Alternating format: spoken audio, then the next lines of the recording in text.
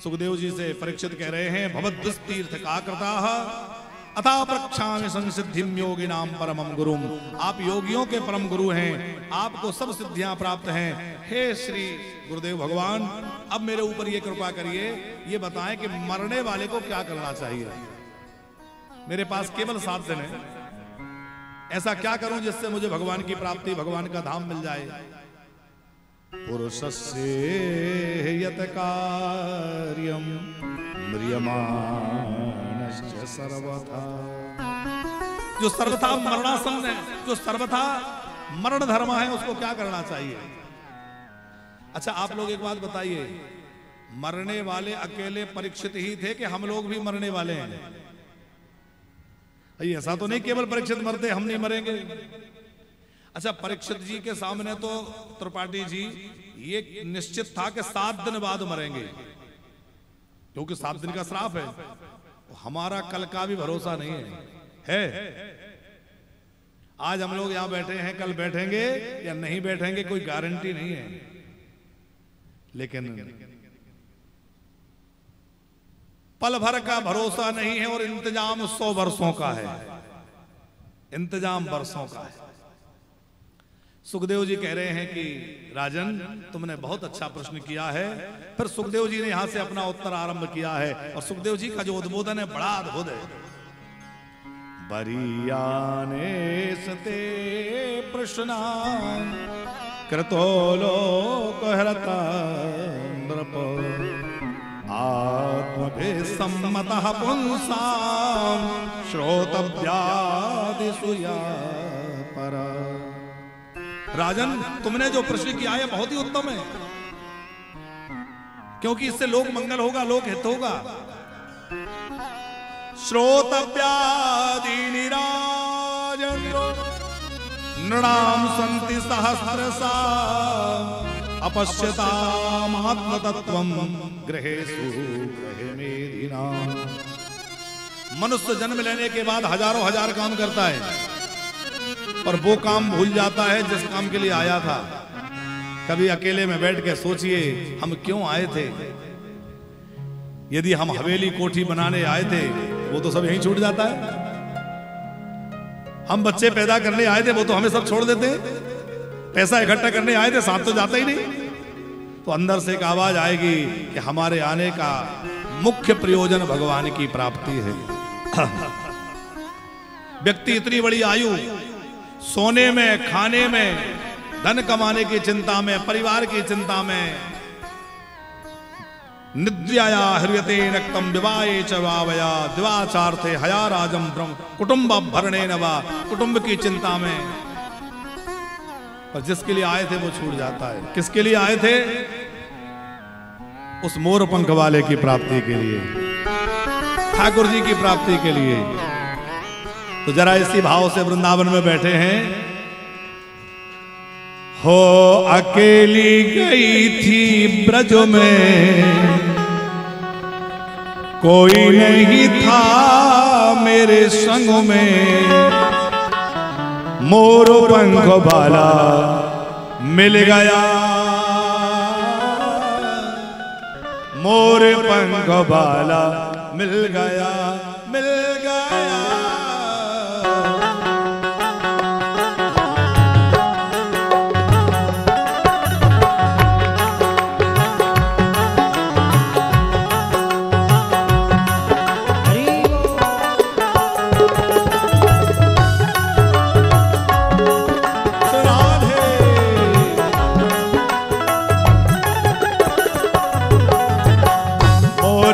वाला मिल गया, मोर पंख वाला मिल गया, मिल गया, मोर पंख वाला मिल गया, मोर पंख वाला मिल गया। अकेली गई थी ब्रज में, कोई नहीं था मेरे संग में। अकेली गई थी ब्रज में, कोई नहीं था मेरे संग में। ओ मोर पंख वाला मिल गया, मोर पंख वाला मिल गया, मिल गया, मोर पंख वाला मिल गया, मोर पंख वाला मिल गया। जरा झूमते हुए ताली बजाते हुए जय हो।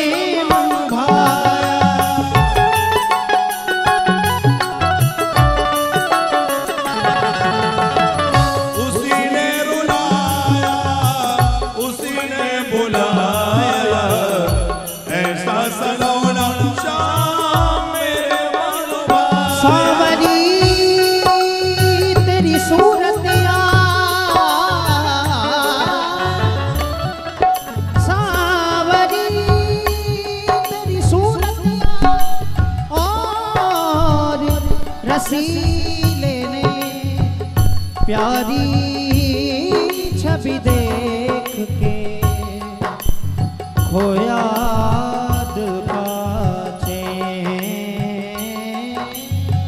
उसी ने बुलाया उसी ने रुलाया ऐसा सलोना मेरे ऐसा सलोना शाम मेरे मन भाया तेरी माँ की चाल देखा तेरा मुकुट भी देखा तेरी माँ की चाल देखी तेरा मुकुट भी देखा और पंख वाला मिल गया मोर पंख वाला मिल गया मिल गया मोर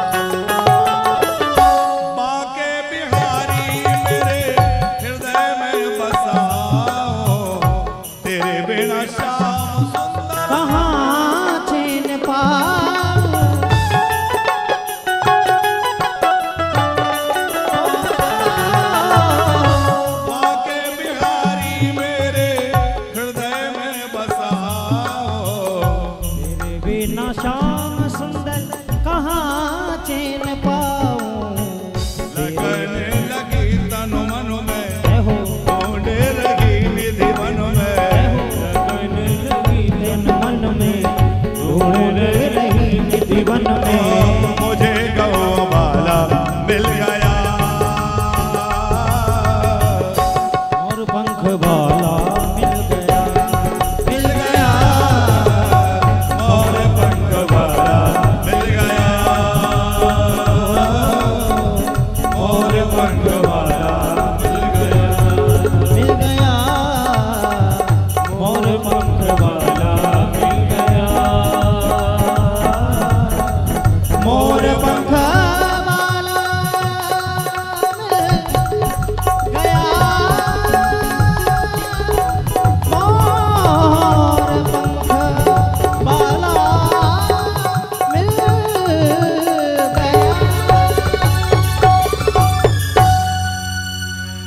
मोर पंख वाला मिल गया। मोर पंख वाला मिल गया, मोर पंख बाला मिल गया। बोलो मोर पंख वाले की। जय हो। सुखदेव जी कहते हैं राजन, जिसको उस परमात्मा को पाना है 3 साधन है। साधन तो देखो बहुत सारे हैं, पर सुखदेव जी ने सब में से सिलेक्ट करके 3 बता दिए। ज्यादा नहीं कर पाओ तो ये 3 कर लो, 3 में से भी 1 कर लो। कौन कौन से 3 हैं? पहला है श्रोतव्या, माने कथा सुनना। दूसरा है कीर्तितव्यश्च, माने कीर्तन करना। और तीसरा है स्मरण करना। 3 साधन है, ध्यान से समझिएगा। सबसे पहला साधन है भगवान की प्राप्ति का कथा सुनना। अच्छा एक बात बताइए, अभी तक हम भगवान के विषय में जितना जो कुछ भी जानते हैं वो कहां से पता चला? कथाओं से ही पता चला ना, कि भगवान के 4 हाथ हैं, कि भगवान चक्र गदा पद्म धारण करते हैं, कि भगवान ऐसे हैं, कि भगवान ऐसे हैं। जितना जो कुछ पता चला कहां से चला? कथा से। और जितना अधिक सुनेंगे उतना अधिक जानेंगे, और जितना अधिक जानेंगे उतना प्रेम बढ़ेगा, विश्वास बढ़ेगा। है? जिसको जानोगे उसके प्रति भरोसा जगेगा, और भरोसा जगेगा तो प्रेम जगेगा। इसलिए साहब सुनते रहिए। त्रिपाठी जी हमारे पूज्य गुरुदेव तो एक बात कहते हैं कि किसी घड़े में हजारों छेद हों और आप चाह रहे हैं कि जल से भरा रहे, तो उसको भरा रखने की क्या व्यवस्था है, क्या तरीका है? तो बोले एक ही तरीका है कि उसको गंगा जी में डुबा के रखो। डूबा रहेगा तो भरा रहेगा, और निकालोगे तो खाली हो जाएगा। तो हमारे अंदर भी दोषों के छिद्र, दोष को भी छिद्र बोलते हैं। हजारों दोष हैं। अब हम कथा में बैठते हैं तब तक तो लगता है भजन ही करेंगे, अब ठीक ही कह रहे हैं, अब तो ये कर लेंगे, अब तो वो कर लेंगे, बाद में सब भूल जाते हैं। तो क्या करें? बोले ज्यादा से ज्यादा कथा में ही डूबे रहें। दूसरा साधन है कीर्तन। कीर्तन का हम लोग ये समझते हैं कि झांझ मंजीरा बजा के जो कीर्तन करते हैं वो कीर्तन है। वो तो है, वो संकीर्तन है। कीर्तन क्या है? भगवान के नाम अथवा रूप अथवा लीला या धाम की महिमा को गाना। धाम की महिमा को गाना वो भी कीर्तन है। हम जो कथा सुना रहे हैं ये कथा भी कीर्तन है।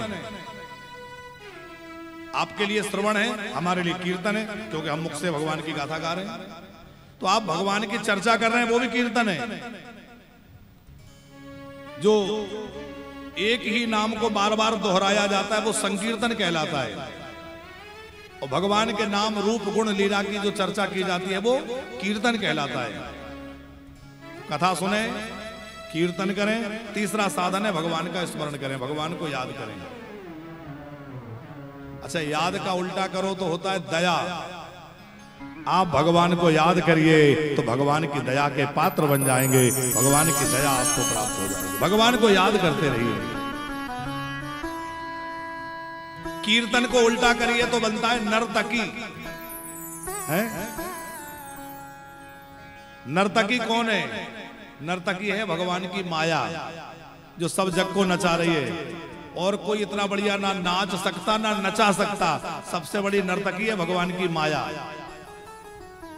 और भगवान की माया नर्तकी है, उस नर्तकी पे विजय प्राप्त करना है तो कीर्तन करना शुरू कर दो। जो कीर्तन करेगा वो माया को जीत लेगा।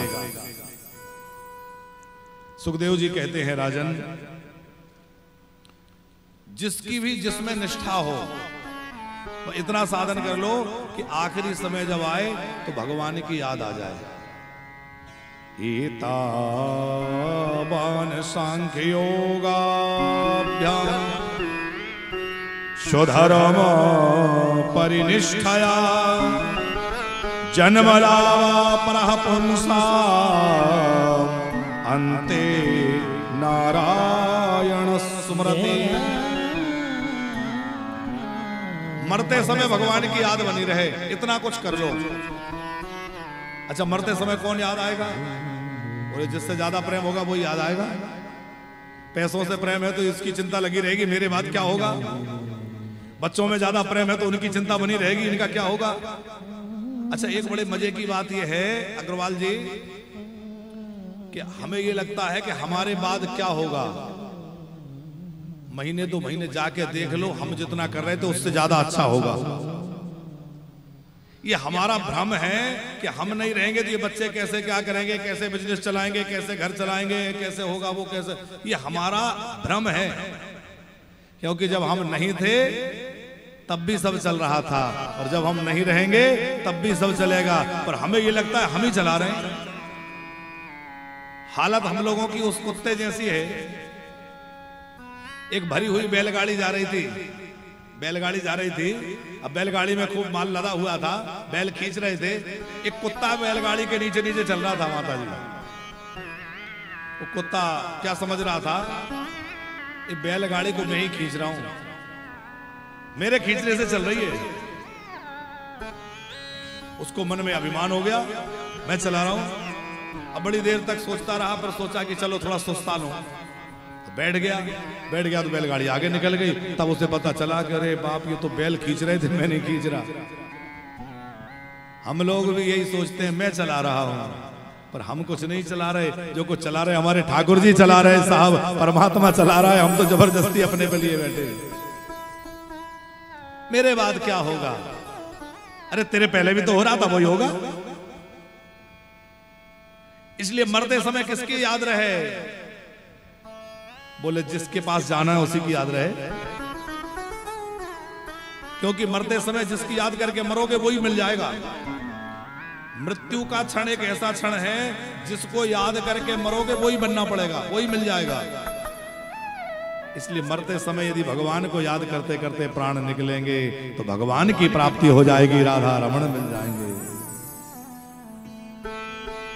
पर मरते समय याद कौन आता है? जिससे प्रेम होता है। इसलिए हम बार बार कहते हैं भगवान से प्रेम करो।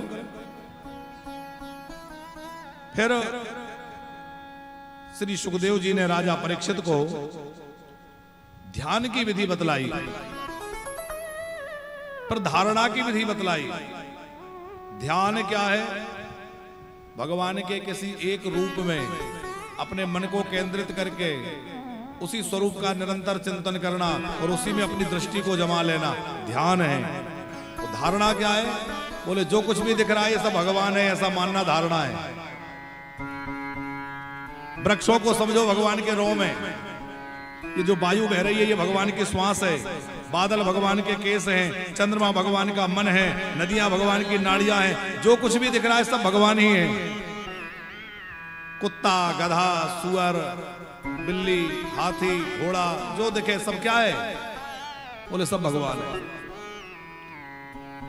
नामदेव जी का चरित्र आपने सुना है। नामदेव जी ने बढ़िया भोजन बनाया और भोजन बना के कहीं यात्रा में थे तो खुले मैदान में पेड़ के नीचे टिक्कड़ बनाए और सोचा कि भगवान को भोग लगा के पाऊंगा, तो पहले भोग लगाए। तो साधु तो जो बनाता भगवान के लिए बनाते, टिक्कड़ प्रसाद बनाया भगवान को। भगवान का प्रसाद अपने राम पालेंगे। अब वो टिक्कड़ बनाए और सोचे कि थोड़ा घी लगा दूं, तो घी का पात्र जो था वो थोड़ी दूर रखा था। अब वो घी का बर्तन उठाने चले गए, तब तक कुत्ता जाने कहां छुपा देख रहा था। तो जैसे ही वो उठ के घी लेने गए, कुत्ता आया और रोटी उठा के भागा।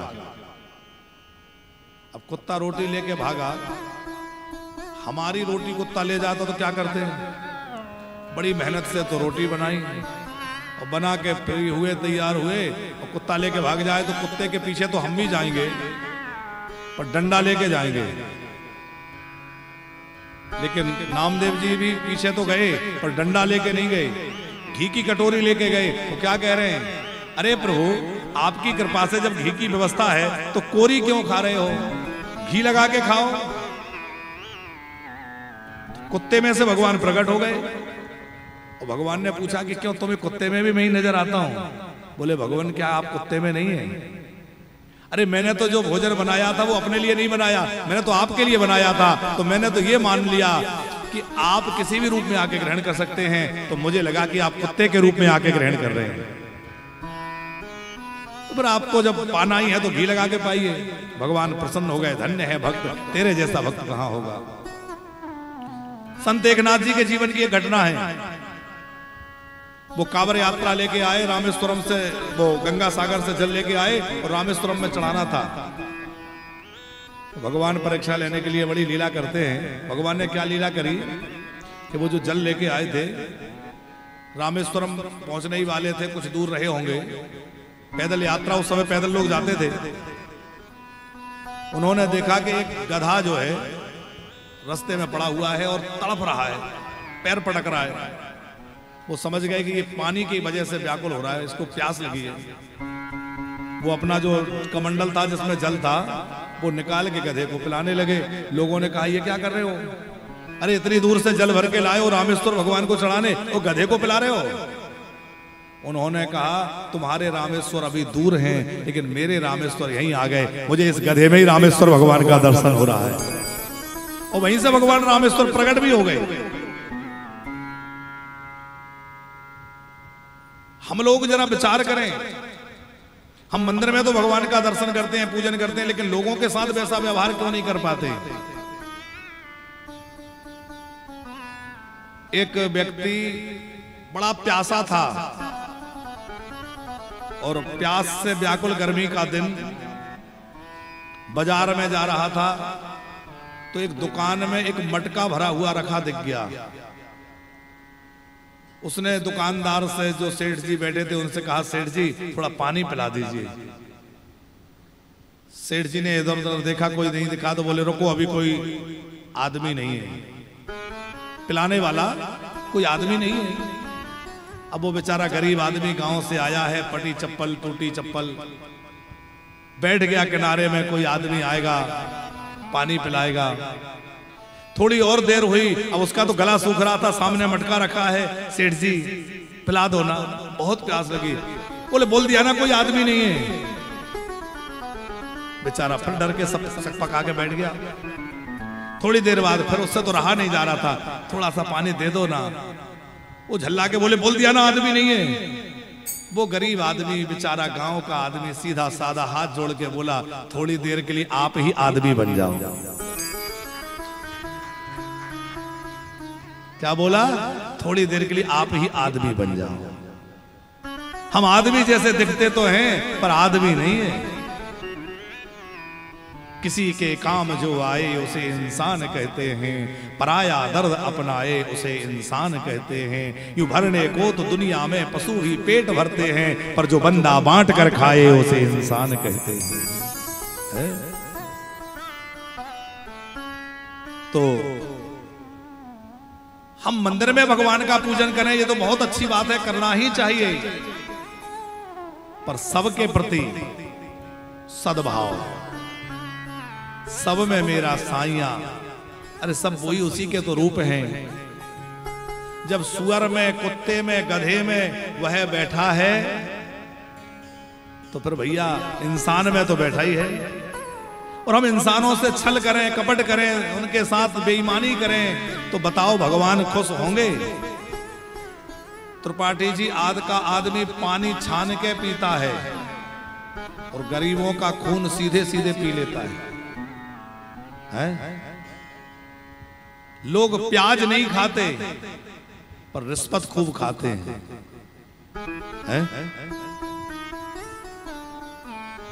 प्याज खाना चाहिए कि नहीं, ये एक अलग विषय है। लेकिन हम कहना ये चाहते हैं कि प्याज नहीं खाते, इतने ज्यादा सात्विक हो, इतने ज्यादा भक्त हो, फिर रिश्वत कैसे खा लेते हो? किसी गरीब का अधिकार कैसे छीन के खा लेते हो? इसलिए भैया जीवन में ये ध्यान रहे कि हमारे द्वारा किसी का अहित ना हो जाए, किसी का बुरा ना हो जाए, किसी के साथ गलत ना हो जाए। ये बहुत, हम पूजा कितनी करते हैं ये महत्वपूर्ण नहीं है। अच्छा एक बात बताइए, आपको डायबिटीज है मान लीजिए, तो दवाई तो आप दिन में 2 बार लेते होंगे, पर परहेज तो पूरे दिन करना पड़ता है। दवाई तो समय समय पे ली जाती है, परहेज पूरे दिन किया जाता है। उसी प्रकार पूजा तो आप सवेरे करोगे, शाम को पूजा तो समय समय पे करोगे, पर भैया बुराइयों से तो पूरे दिन बचना है कि कहीं मुझसे कुछ गलत ना हो जाए, कुछ मुझसे ऐसा ना हो जाए जिससे मेरा प्रभु नाराज हो जाए, मेरा मालिक मुझसे रूठ जाए। और दिन में ऐसा कोई काम मत करो कि शाम को जब भगवान के सामने खड़े हों तो वो मुझसे नजरें मिलाने में नजरें चुराए कि अरे तूने ऐसा किया था। उसके सामने खड़ा होने के लिए, जैसे एक अच्छा स्टूडेंट, टीचर किसको प्रेम रखता है, टीचर किसको पसंद करता है? जो स्टूडेंट पढ़ने में अच्छा है, शरारत नहीं करता, कुछ गलत नहीं करता, उसके प्रति टीचर का ज्यादा भाव रहता है। उसी प्रकार हम उसके एक अच्छे स्टूडेंट बने। जब हम उसके सामने खड़े हों तो उससे नजरें मिला पाए, और नजरें वही मिला सकता है जिसने कुछ गलत ना किया हो। जिसने गलत किया हो वो सामने खड़े होकर नजरें नहीं मिला पाएगा। इसलिए बहुत सावधान रहना है कि हमसे किसी का अहित ना हो जाए, किसी का बुरा ना हो जाए। यदि भला ना हो तो बुरा भी ना हो। एक राक्षस था, उसका नाम था अंगुलीमार। जो कोई मिलता था उसको मार डालता था। महात्मा बुद्ध निकल रहे थे, लोगों ने कहा इधर से मत जाना, राक्षस रहता है। महात्मा बुद्ध बोले जाऊंगा। अरे मार डालेगा? बोले कोई बात नहीं, मर जाऊंगा। महात्मा बुद्ध चले गए। अंगुलीमार सामने आ गया, उसने कहा मैं तुम्हें मार डालूंगा। बोले मार डालना। अब वो सोचता कि डरता क्यों नहीं, तो उसने गुस्से में हाथ में तलवार लिए था, एक पेड़ की टहनी में ऐसे तलवार मारी, पेड़ की टहनी कट के गिर गई। महात्मा बुद्ध ने कहा अच्छा तू इतना बलवान है तो ये कटी हुई टहनी को फिर से वहीं लगा देगा? लगा सकता है? वो बोले ये कैसे हो सकता है? महात्मा बुद्ध ने कहा जब तू काट सकता है तो जोड़ क्यों नहीं सकता? बोले ये संभव नहीं है, जोड़ा नहीं जा सकता। एक पत्ता भी टूट जाए वो जोड़ा नहीं जा सकता। महात्मा बुद्ध ने समझाया जब तू जोड़ नहीं सकता तो काटने का अधिकार किसने दिया? और जब तू किसी को जीवन नहीं दे सकता तो मारने का अधिकार किसने दिया? तूने इतने लोगों को मार दिया, एक आध को जिंदा कर सकता है? किसी को जन्म दे सकता है, जीवन दे सकता है? बोले नहीं। महात्मा बुद्ध के उपदेश से उसका जीवन बदल गया। बात समझ में आई? भैया जीवन में किसी का अच्छा नहीं कर सकते तो बुरा क्यों कर रहे हो? ये वृक्ष भगवान के रोम है, वायु भगवान की श्वास है, बादल भगवान के केस हैं, चंद्रमा भगवान का मन है। पाताल ही पाद मूलम पठंति पार्षणी प्रपदेर सातलम तलातलम विश्व सुजोत गुलभौ तला महातलम विश्व सुजोत गुलभौ तलातलम वही पुरुषस्थ जंघे। बड़ी अद्भुत कथा सुखदेव जी सुना रहे हैं। राजन ये सारा ब्रह्मांड उसी का स्वरूप है। फिर सुनाया है राजन मुक्ति दो तरह से होती है, एक क्रम मुक्ति है, एक संध्या मुक्ति है। क्रम मुक्ति का मतलब एक क्रम है, पहले आप ऊपर जाएंगे तो स्वर्ग जाएंगे, फिर महालोक, तपलोक, जनलोक, सत्यलोक, ऐसे सब लोकों में घूमते हुए जाएंगे, वो है क्रम मुक्ति। और संध्या मुक्ति है सीधे भगवान के पास चले जाना। तो अपने सत्कर्मों के अनुसार जब व्यक्ति को मुक्ति मिलती है तो वो क्रम मुक्ति के मार्ग से जाता है, और जब भगवान की कृपा होती है तो वो सीधे भगवान के पास चला जाता है। ऐसे समझ लीजिए आप किसी अधिकारी से मिलने गए और मिलने वालों की बड़ी भारी भीड़ है, लंबी लाइन लगी है। आप भी लाइन में लग गए और आपने अपना नाम वगैरह लिख करके, पता लिख करके अंदर भिजवाया। वो अंदर जो व्यक्ति बैठे उन्होंने देखा, अच्छा ये आए हैं, ये तो हमारे परिचित हैं, हमारे रिश्तेदार हैं, बहुत खास, अरे इनको लाइन वाइन में मत लगाओ भैया, जल्दी ले आओ, सीधा ले आओ। उन्होंने अपने सेवक से, भृत्य से कहा सीधा ले आओ। तो अब आप लाइन में नहीं लग रहे, वो सीधा लेके आओ, सीधा चलो, आपको साहब बुला रहे हैं। ये क्या है? बोले ये सद्या मुक्ति है। और सीधे किसको बुलाएंगे? जिसका जान परिचय होगा, जिसका प्रेम होगा, जिसका संबंध होगा, उससे कहेंगे भैया इसको इस चक्कर में मत लगाओ कि पहले पशु बने, फिर पक्षी पक्षी बने, फिर ये बने, फिर वो बने। जो 84 लाख योनियां हैं, इनका क्रम है। ये बनोगे, फिर ये बनोगे, पहले अनेक पैर वाले, देखो पहले बनता है बिना पैर वाला, फिर अनेक पैर वाला, फिर 6 पैर वाला, फिर 4 पैर वाला, और 4 पैर वाले में बहुत सारे योनियां हैं। अनेक पैर वाले, आपने कई कीड़े देखे होंगे जिनके अनेक पैर होते हैं। बरसात में तरह तरह के कीड़े निकलते हैं, पूरे शरीर में कीड़े पैर होते हैं, ऐसे भी कई होते हैं। तो ऐसी तमाम तरह की योनियां हैं, स्थावर, जंगम, उद्भिदज, स्वेदज, 4 प्रकार की सृष्टि ब्रह्मा जी की है। तो ये सब धीरे धीरे बन करके फिर मनुष्य बनेंगे। मनुष्यों में भी पहले निम्न, फिर थोड़ा उत्तम, फिर और उत्तम, फिर उत्तम, फिर ऐसे धीरे धीरे मुक्ति होगी। ये मुक्ति की बहुत बड़ी प्रक्रिया है। पर भगवान से प्रेम होगा तो भगवान कहेंगे आ जाओ, आ जाओ, सीधा बुला लेंगे। जहां है वहीं से, जैसे हाथी की मुक्ति सीधा गजेंद्र से हो गई, हाथी के रूप में हो गई। अरे न जाने न जाने कौन से गुण पर दया निधि रीझ जाते हैं। ऐसे ही गा लो थोड़ा सा। अरे न जाने कौन से गुणों पर दया निधि रीझ जाते हैं। यही सब संत कहते हैं, यही सदा ग्रंथ गाते हैं। न रोए बनेगा मन पर वो पिता की वेदनाओं पर। न रोए बनेगा मन पर पिता की वेदना। गिद्ध निज हाथ में लेकर, गिद्ध निज हाथ में लेकर प्रभु आंसू बहाते। न जाने कौन से गुण पर दया निधि रीझ जाते हैं। न जाने कौन से गुण पर रीझ जाए। फिर श्री सुखदेव जी ने कौन से देवता की उपासना से क्या प्राप्त होता है वो बतलाया। अलग अलग देवता हैं। ब्रह्म तेज चाहिए तो बृहस्पति, संतान चाहिए तो प्रजापति, इंद्रियों में शक्ति चाहिए तो इंद्र, धन चाहिए तो कुबेर, अन्न चाहिए तो अदिति, खजाना चाहिए तो वरुण, विद्या चाहिए तो शंकर जी। परीक्षित जी बोले ये मनुष्य बड़ा विचित्र है, इसको एक चीज नहीं चाहिए, हमें धन भी चाहिए, पद भी चाहिए, सुंदरता भी चाहिए, सब चाहिए कि नहीं। अच्छा, कुछ ऐसे भी वीतरागी महापुरुष हैं जिनको कुछ भी नहीं चाहिए, वो किसका भजन करें?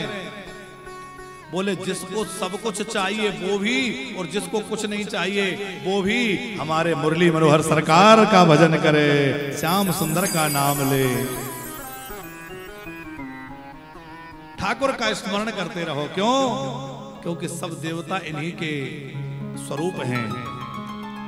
अकामा सर्व कामो वा मोक्ष कामोदारधि तीव्रेण भक्ति योगेन यजेत पुरुषं परम्।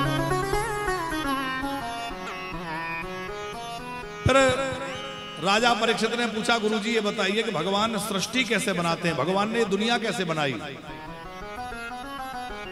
तो सुखदेव जी ने पहले तो भगवान का स्मरण किया, मंगलाचरण किया। नमा परस्मै पुरुषाय भूयसे शब्दोद्भवस्थान निरोध लीलया गृहीत चेता गृहीत शक्ति तृप्त्याज देहिनाम अंतर्भवायानुपक्षु वर्तमने। तो मन बस गयो नंद किशोर, इस भजन की कह रहे हैं यजमान जी। अच्छा, कल गाया था ना, परसों गाया था, परसों गाया था। अच्छा चल दोबारा गाते हैं।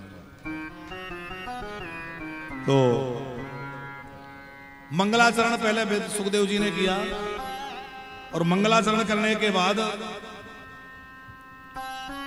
अच्छा एक बात बड़े सोचने की है यहाँ कि मंगलाचरण तो तब करना चाहिए था जब अपना वक्तव्य शुरू किया, बीच में मंगलाचरण किया सुखदेव जी ने। क्यों? इसलिए कि अभी तक राजा ने पूछा था कि मनुष्य को क्या करना चाहिए, तो बता दिया। अब पूछा कि भगवान क्या करते हैं, भगवान सृष्टि कैसे बनाते हैं, तो भगवान की चर्चा तो बिना भगवान की कृपा के संभव नहीं है। आज हम इतने लोग यहां बैठे हैं, ये मत समझो कि हम अपने प्रभाव से आ गए, अपने प्रयास से आ गए। बहुत लोगों ने आने का मन बनाया होगा, बहुत लोग 3 महीने 2 महीने से कह रहे होंगे हम भी चलेंगे, लेकिन नहीं आ पाए। और बहुत ऐसे लोग भी आ गए होंगे जिनके आने का पक्का नहीं होगा, क्योंकि भैया सत्संग में वो ही बैठ पाता है जिसको ठाकुर जी बुलाते हैं। भगवान ने जिसको बुलाया है वही आया है। भगवान जिसको हाथ पकड़ के, और वृंदावन में तो ठाकुर जी जिसको हाथ पकड़ के ले आए। तो सुखदेव जी कहते हैं, राजन एक बार देवर्षि नारद ने भी अपने पिताजी से ब्रह्मा जी से पूछा कि भगवान सृष्टि कैसे बनाते हैं। तो ब्रह्मा जी ने सृष्टि की प्रक्रिया बड़े विस्तार से समझाई थी, कैसे बनाते हैं। देखो जब कुछ भी नहीं था, बहुत ध्यान से समझना, केवल एक ब्रह्म ज्योति रूप में सनातन परमात्मा ही था, उसके अलावा कहीं कुछ नहीं था। ना पानी था, ना अग्नि थी, ना पृथ्वी थी, कुछ नहीं था। अब भगवान भी अकेले रहे तो अच्छा थोड़ी लगेगा, उन्हें भी लगता है मेरे भक्त हों। भक्तों के बिना भगवान भी अच्छे नहीं लगते, भगवान को भी अच्छा नहीं लगता। तो भगवान ने एक से अनेक होने की इच्छा रखी, एको अहम बहु श्यामा। अब एक से अनेक होने की इच्छा करी तो पहले परमात्मा ने अपने से प्रकृति को प्रकट किया। ये प्रकृति क्या है? ये आद्या शक्ति है। इसको आप जगदम्बा कह सकते हैं, लक्ष्मी कह सकते हैं, सरस्वती कह सकते हैं। ये भगवती का स्वरूप है प्रकृति। और प्रकृति हम किसको कहते हैं? नेचर, प्रकृति। आज सौरभ भैया प्रकृति का शरण हो रहा है। पर्वतों को खोदा काटा जा रहा है, पेड़ों को काटा जा रहा है, भूमि को जगह जगह से विकृत किया जा रहा है, और उसका दुष्परिणाम सामने आ रहा है। इस वर्ष कितनी घटनाएं हुई हैं। एक तो बाढ़ के कारण कितने लोगों का जीवन प्रभावित हुआ है। इस बार बहुत बाढ़ें आई हैं। पंजाब में क्या हालत हुई, हमारे वृंदावन में वो यहाँ भी बाढ़ भर गई, बहुत लोगों को परेशानी हुई। कितनी जगह भूस्खलन हो गया, कितनी जगह जो है ज्यादा पानी, बादल फट गया, पानी आ गया, पूरा गांव के गांव डूब गया, बह गया। दुर्घटनाएं बहुत हुई, आग बहुत लगी। ये सब क्यों हो रहा है? ये सब प्रकृति के साथ किए गए खिलवाड़ का परिणाम है। यदि मनुष्य प्रकृति की छेड़छाड़ करता रहेगा तो उसको उसका परिणाम भोगना पड़ेगा। इसलिए भैया प्रकृति से ज्यादा, आज नवरात्रि चल रही है और नवरात्रि में हम लोग देवी की पूजा कर रहे हैं। देवी क्या है? देवी ही तो प्रकृति है। और प्रकृति पराशक्ति, आद्य शक्ति वही तो प्रकृति है। अब प्रकृति की पूजा हम देवी के रूप में तो कर रहे हैं, लेकिन जो सामने प्रकृति है उसको नष्ट कर रहे हैं। कितने पेड़ों को काटा जा रहा है, प्रकृति को कितना विकृत किया जा रहा है। यदि हम चाहते हैं कि आने वाले समय में हमारे बच्चों को स्वस्थ हवा मिले, तो भैया पर्यावरण की रक्षा के लिए हम सबको आगे आना पड़ेगा। छोटी छोटी आदतें सुधारनी पड़ेंगी। आप कहेंगे हम क्या करें? जहां तहां कचरा न डालें, पन्नियां, आज पॉलीथिन कितनी बड़ी समस्या समाज की बनी हुई है। पॉलीथिन, हम कोई भी वस्तु लाते हैं पॉलीथिन में ले आएंगे, जहां तहां फेंकेंगे, और वो इतनी ज्यादा खतरनाक है कि हजारों वर्ष तक गलती नहीं। आज हमारी यमुना जी की स्थिति क्या है? आप लोग यमुना जी जाते हैं, अभी तो बाढ़ चल रही थी, सफाई हो गई, लेकिन वैसे यमुना जी की स्थिति क्या रहती है? किसने कर दी? हम लोगों ने करी कि नहीं? दुनिया भर का कचरा गंगा जी में, यमुना जी में, नदियों में डाल रहे हैं। तो ये सब भी हम लोगों की जिम्मेवारी है। हम तीर्थों में जाते हैं, वहां भी गंदगी करते हैं। कचरा, पन्नी, पॉलीथिन, बोतल, कितना कुछ नहीं फेंक रहे हैं। हमें लगता है आज से 25-50 वर्ष बाद बच्चे स्कूल जाएंगे तो एक ऑक्सीजन का सिलेंडर पीठ पे टांग के ले जाना पड़ेगा। ये बात अभी शायद अटपटी लगेगी, अजीब लगेगी, लेकिन यदि स्थिति ऐसी अभी बन रही है, ऐसी आगे बनती रही। त्रिपाठी जी, आपको याद होगा आज से 25-30 वर्ष पहले पानी की बोतलें नहीं बिकती थी। बिकती थी क्या? अरे कुछ तो बोला करो, आप तो हाँ ना कुछ नहीं बोलते। यही समझ में नहीं आता, नींद में है कि जग रहे हैं। हाँ, जरा मुस्कुराया करो, जिंदगी है। चलो और 40-50 साल मान लो, 40-50 साल पहले नहीं बिकती होंगी।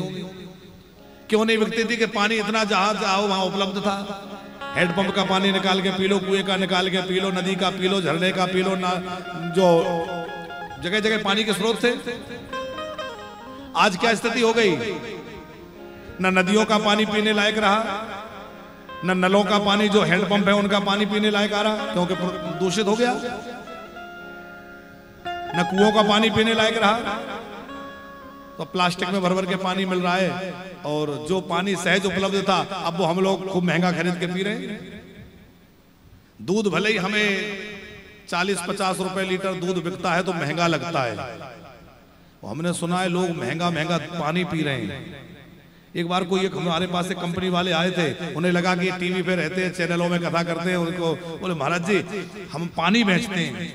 हमने कहा पानी बेचते हो तो भाई इसमें, बोले नहीं ऐसा पानी नहीं जो बड़े बड़े स्टार लोग पीते हैं, ब्लैक वाटर और जाने कौन कौन वाटर, हम तो नाम भी नहीं सीखे। वो 2-4 सैंपल लाए, बोले देखो ये बोतल ये इतने 1000 की लीटर है, ये इतने का है, इसको पीने से आप ऐसे हो जाएंगे। अरे हमने कहा भैया हम जैसे वैसे बढ़िया है, तो अपना पानी ले जाओ, इतने में हम अपनी माताओं की व्यवस्था करेंगे, इनको भोजन कराएंगे, हमारे साधुओं को जमाएंगे। हम पानी खरीद के पिए 2000 रुपए लीटर का, ये अच्छा है कि वो 2000 रुपए हमारे साधु सेवा में लगाए, वो अच्छा है? चमड़ी तो एक दिन जलना ही है, क्या मतलब है? तो वो तो याद आ गया, तो हमने कहा हम कहना ये चाहते हैं कि इतना महंगा पानी आदमी खरीद के पी रहा है, दूध महंगा लग रहा है, पानी महंगा नहीं लग रहा है। तो आज पानी खरीद के पीना पड़ रहा है, और आने वाले समय में ऑक्सीजन के लिए भी बच्चों की पीठ पे सिलेंडर टांगने पड़ेंगे, शुद्ध हवा नहीं मिलेगी। कितना मुश्किल होगा वो जमाना। संपत्ति तो बहुत है, सुविधाओं की कमी नहीं है, साधन बहुत हैं, लेकिन जीवन कितना कठिन हो जाएगा जब प्राणवायु भी सही नहीं मिल पाएगी। इसलिए हम सब की जिम्मेवारी है कि भैया आने वाली पीढ़ियों को स्वच्छ हवा पानी देकर जाएं, उनके लिए स्वच्छ वातावरण देकर के जाएं, ये सबकी जिम्मेवारी है। हमारे पूर्वजों से हमें क्या मिला था? ये उतना महत्वपूर्ण नहीं है जितना महत्वपूर्ण ये है कि हम आने वाली पीढ़ियों को क्या दे के जाएंगे। हमें तो अपने पूर्वजों से विरासत में बहुत कुछ मिला, पर हम आने वाली पीढ़ियों को क्या दे के जाएंगे, है? तो चलो भैया इनका भजन गा दिया जाए। अच्छा कहीं गए सब लोग? चलो आ जाओ तो सब। हाँ चलो थोड़ी देर से गा दिया। तो परम पुरुष जो है उन्होंने प्रकृति को अपने से भिन्न किया, अपनी शक्ति को। तो दो हो गए, एक पुरुष एक प्रकृति। पर परम पुरुष ने प्रकृति दो देखा, उसमें क्षोभ हुआ, उससे महतत्व की उत्पत्ति हुई। महतत्व से त्रिविध अहंकार हुआ, सत्व रज और तम। उसमें तमोगुण के द्वारा पंच महाभूत हुए। पंच महाभूत क्या है? पृथ्वी, जल, अग्नि, वायु, आकाश। पर पंच महाभूत की तन्मात्राएं हुई शब्द रूप रस गंध स्पर्श। 5 कर्मेंद्री, 5 ज्ञानेंद्री, प्राण रजोगुण के द्वारा हुए, सत्वगुण के द्वारा इंद्रियों के अधिष्ठात्र देवता और मन, ऐसे 24 तत्व हुए। जब ये सब निष्क्रिय थे तो इन 24 तत्वों ने जब कोई क्रिया नहीं करी तो परम ब्रह्म ने इनको एक जगह पिंड के रूप में संग्रहित किया और पिंड बना के भगवान इसमें प्रविष्ट हुए। नाम पड़ गया ब्रह्मांड। उसी ब्रह्मांड से हजारों हाथ पैर वाले भगवान नारायण प्रकट हुए। बोले विराट नारायण भगवान की मनो बस गयो नंदो किशोर,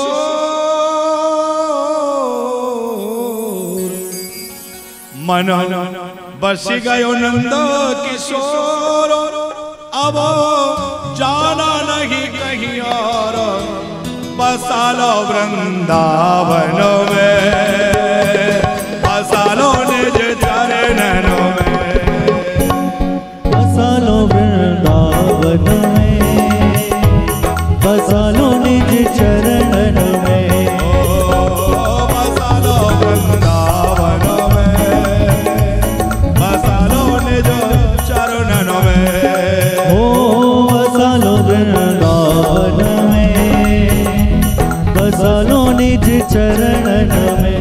मन बस गयो नंद किशोर, अब जाना नहीं कहीं और, बसा लो वृंदावन में, बसा लो निज चरण में, ओ बसा लो वृंदावन में, बसा लो निज चरण में।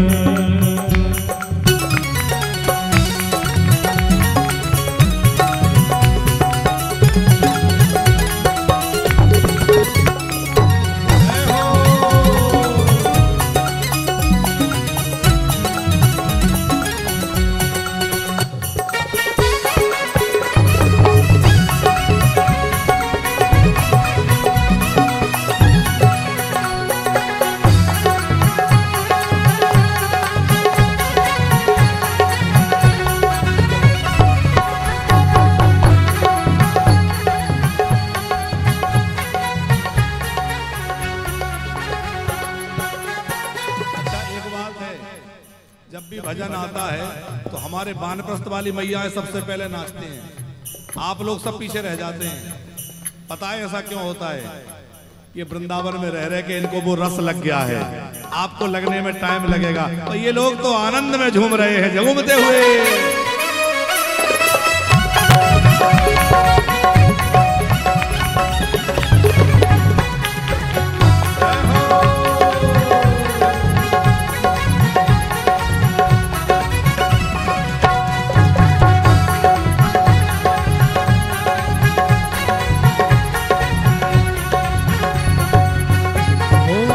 सौंप दिया अब जीवन तो है, सौंप दिया अब जीवन तो है, सौंप दिया अब जीवन तो है, सौंप दिया अब जीवन तो है।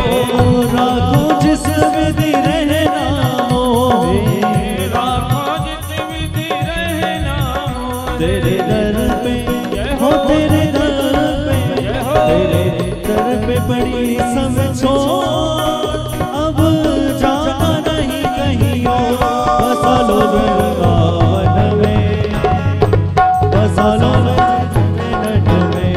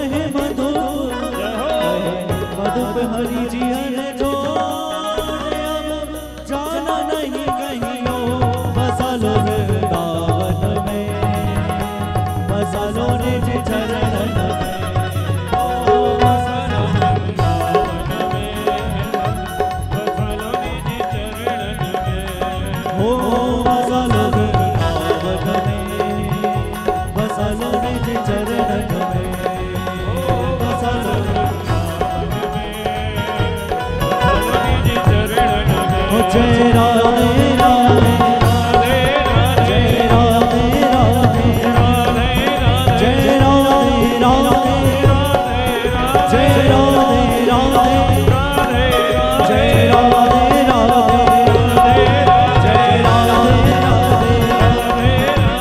राधे राधे जय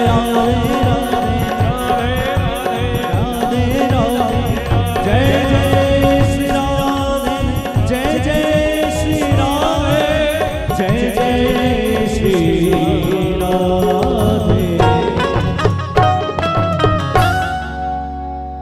बसालो वृंदावन में, बसालो ने जो चारों नैनों में, बसालो वृंदावन में, बसालो निज चरण। बोलो वृंदावन बिहारी लाल की